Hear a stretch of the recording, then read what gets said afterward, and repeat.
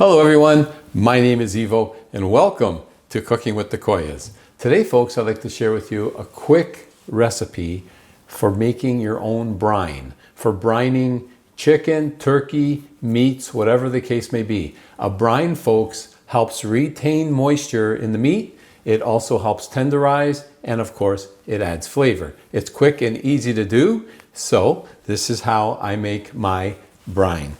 We're going to start off with 1 1/2 liters of water. So if you're going to use quarts, it'll be 1.6 quarts. Okay, so 1 1/2 liters of water, and to that, I'm going to add 50 grams of table salt, which is, about 3 tablespoons. And I'm going to add half of the amount, 25 grams of sugar. I'm just using regular white sugar, and I just used regular fine table salt. And 25 grams is about 1 1/2 tablespoons. And then quite simply, just whisk it all together and get the water, or get the sugar and salt absorbed into the water.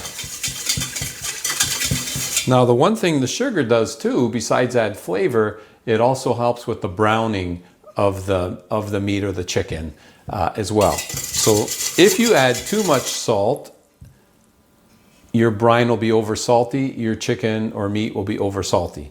Too little salt, not enough. This ratio, folks, I found is the absolute best. Okay, so that's it. It's as simple as that for making your own brine.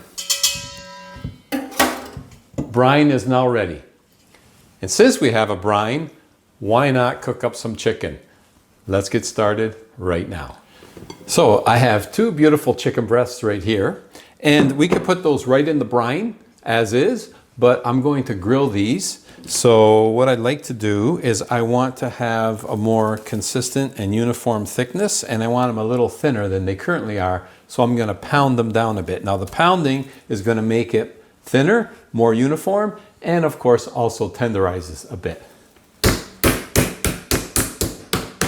Okay, and there we go. We're down to about 13 milliliters or millimeters thick, which is about 1/2 inch. So we're going to put that into our brine, and now we're going to pound the second one as well. Just put a piece of plastic over it, and we're going to pound that out flat as also. Okay, and that one's done, about the same thickness right there. Beautiful. Okay, and that goes into our salt water and sugar brine. Now, I'm using a bowl today. It's also great in a Ziploc bag. I'm only making 2 chicken breasts today. This brine is easily good for 6 chicken breasts, no problem. And what I'm going to do, I'm going to put this in the fridge, and we're going to let this sit in the brine for a minimum of 1 hour up to 2 hours. Now that's good for boneless chicken. For chicken with the bone in, you're going to want to go at least 2 hours up to 4 hours. And if you're doing a whole chicken, you're going to want to do more than 4 hours, but less than 20, somewhere in that range. So in the fridge we go. We'll come back at about 1 to 2 hours. So I've actually gone the full 2 hours. Time to take our chicken out of the brine. There we go. Now, at this point, you can cook this chicken as you wish. Any recipe you want, from here on, you could try it. What we're going to do today, however, as I mentioned, we're going to grill this chicken, but you don't have to. You can fry it, you can bake it, whatever recipe you want to do. The key there is the brining of the chicken. Okay, and now we're going to dry it up. And let's spice this up and get ready for the grill. All right, so let's take 1 chicken breast. Beautiful. We're going to put it in the bowl here. Let's season that one up, and then we'll do the second one. To spice this up, we are going to marinate it a little bit at least while the barbecue is getting ready.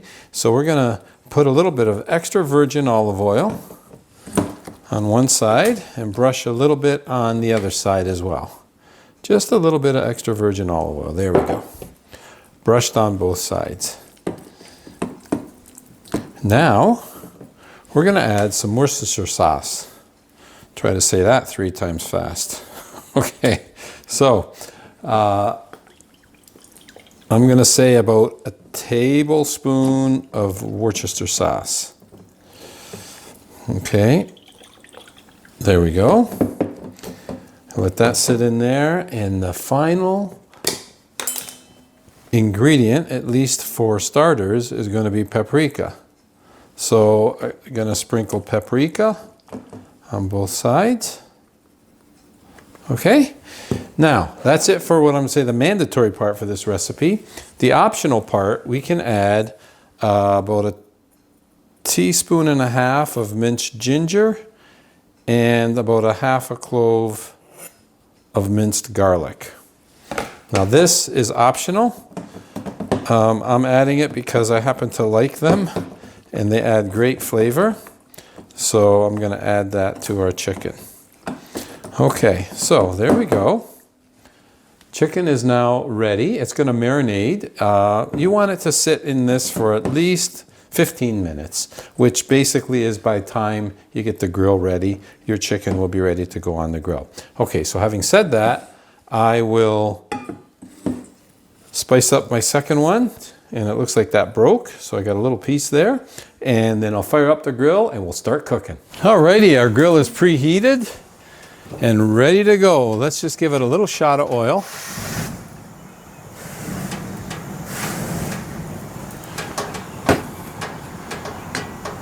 Okay.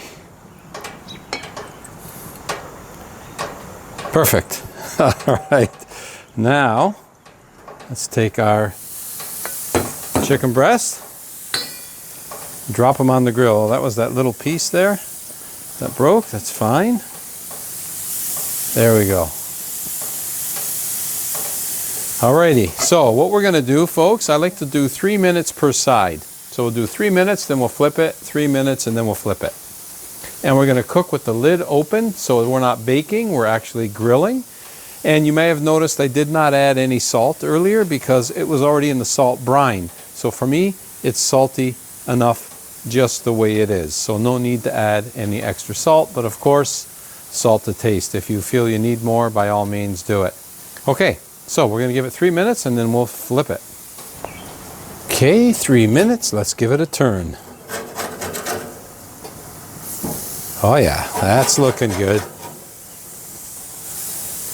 And this one won't take as long to cook because that's even thinner. All right, 3 minutes again, and then another turn. And time for another turn. We're looking good, folks, we're looking good. Okay, we'll give it another 3 minutes. And another turn. Starting to get some really nice color. This small one has got to be close to being done. I'm going to check that. Okay, with my Thermapen, it's going to poke that in there. 152, not quite done yet. It's got to be 160, 165 to be done. And at the thickest part, it's only 152. So it still has a little bit to go yet. And these, I'm sure, have quite a bit. Yeah, it's only 133. So we'll let them keep cooking. Okay, time for another 3 minutes. And the reason I like 3 minutes per side is that way it doesn't really burn on us, right? We keep it nice color, but not burnt. Now that small one is most likely done by now. Let's go right into the thickest part here. These Thermapens are fantastic. Yeah, it's 167. That one's done. Okay. So now, at this point, what I like to do is take your favorite barbecue sauce, whatever that may be, folks, and just brush it on at the very end here. Let's give that a quick turn. And a little bit on this side.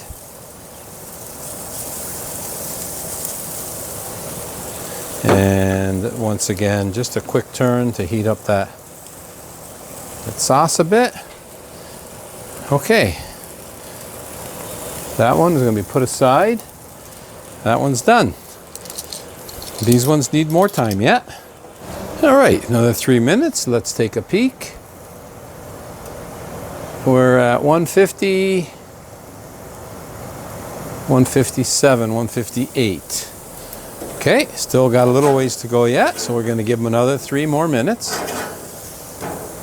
And then we'll check again. Another 3 minutes and another temperature check. 162. How about right in there? 160. Ooh, 180. That's definitely cooked there. Okay, so before we turn them, because they're just going to finish cooking now, I'm going to add a little bit of my barbecue sauce. I'm actually using a hot Portuguese chicken sauce, which I really like. But again, you could use any barbecue, whatever your favorite is, that's what you could use. And I mentioned earlier, marinate for 15 minutes, you know, because it takes you about that long to heat the grill. If I didn't mention, you could marinate these for up to an hour. But 15 minutes is plenty. Okay, so we're going to flip these. By the time we do this, folks, our last 3 minutes will be up. The chicken will be cooked for sure.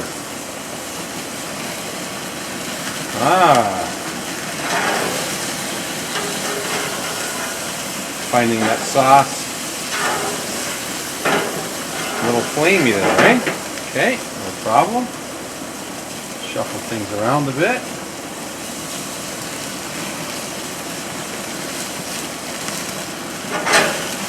We don't want flame broiled necessarily. Okay. Oh, this is going to be very, very tasty, folks. And those thermopens, I highly recommend them, because otherwise, chances are you're overcooking your chicken. All right, let's shut that down. Quick turn, quick turn.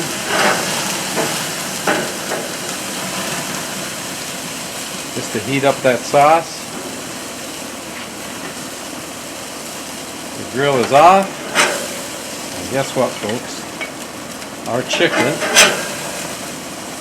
is ready. And wowzer, does it ever look good. Oh my goodness, folks. Yes, let's dig in for the taste test. Oh my folks. Look how beautiful that chicken turned out right there. Beautiful, beautiful grilled chicken breasts. Isn't that nice? And typically what happens with chicken breasts is they dry out. But because we use that nice saltwater brine, oh, these are going to be moist. Look how tender that is too, because it retains its moisture. It's tender. It's delicious. Oh, no salt needed.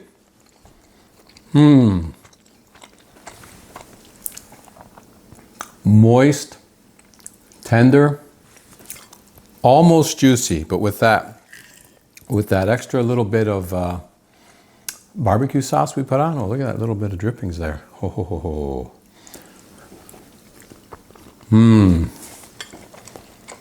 You're going to love this recipe, folks.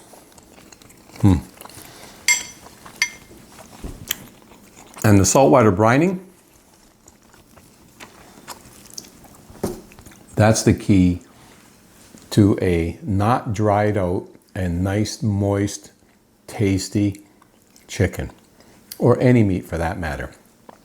The brine is the key. And then we cooked it with the lid open so that it grilled. Took about 20 minutes. If you close the lid, it's more of an oven effect, and of course it'll cook sooner. But this is absolutely amazing. If you've never used a saltwater brine, try that recipe. The ratio is bang on. You're going to love it. Give it a try, and if you do, let me know. how you made out. I'd love to hear from you. Folks, wherever you're tuning in from, I want to thank you for spending time with me in the kitchen and on the grill on today's episode of Cooking with the Koyas. And as always, until next time, bon appetito, salute. This is amazing. Chicken breast is supposed to be dry, not moist and tender. Fantastic.